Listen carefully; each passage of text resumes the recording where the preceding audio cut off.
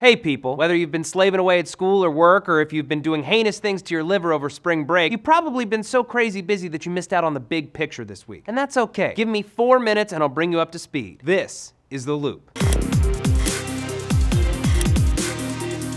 Imagine if, in the 2012 US presidential election, Republican candidate Mitt Romney got on television and told white people to get out and vote because African Americans were coming to the polls in droves and were going to take their country away from them. That'd be reprehensible, right? Well, in this week's Israeli national election, Prime Minister Benjamin Netanyahu clung to power by race baiting. He told Israelis on video that they had to get out and vote because Arabs were flooding the polls, supposedly fueled by foreign money. Netanyahu is currently trying to explain away that video and his pre-election declaration that there will never be a Palestinian state, but at this point, even his allies can see through his flimsy rhetoric. The United States House Judiciary Committee is under scrutiny this week for announcing extreme immigration legislation in a press release aimed at young people, which might be fine if not for the fact that the proposed bill, the Michael Davis Jr. and Danny Oliver in Honor of State and Local Law Enforcement Act, or the Davis Act for short, is designed for the expeditious deportation of potentially millions of undocumented immigrants. The press release, chock full of Britney Spears, SNL, and Disney gifs, says that the bill empowers every law enforcement agency in the country to deport illegals. What it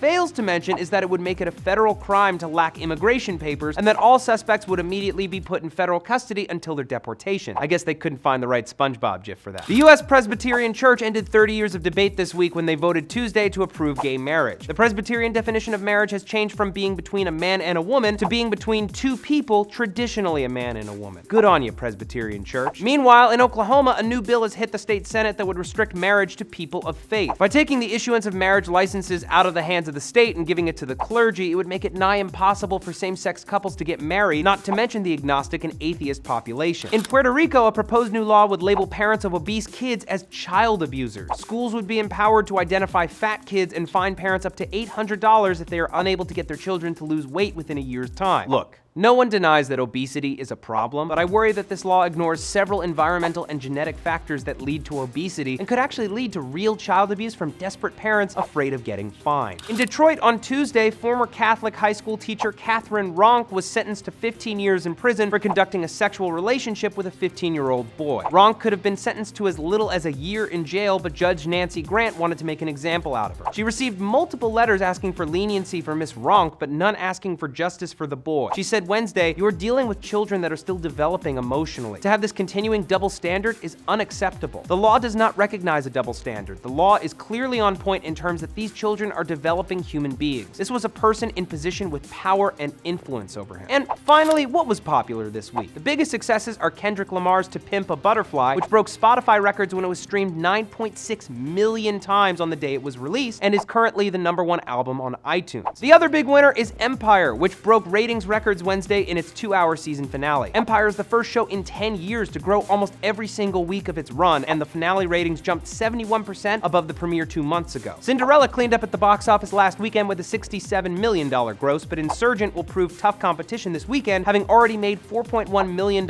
in last night's midnight screening. And that's everything you need to know about what happened in the last week. So when you're out this weekend, whether you're partying or just buying groceries, you can open your mouth and speak with confidence, because until next Friday, you're in the loop. Thanks for watching.